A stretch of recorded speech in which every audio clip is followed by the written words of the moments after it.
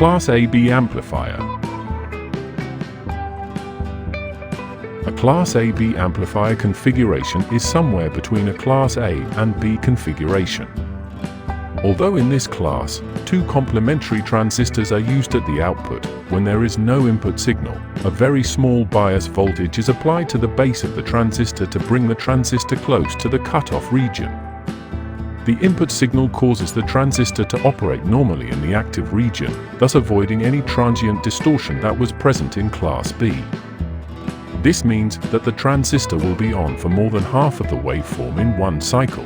The gain and linearity of this amplifier class is higher than Class A.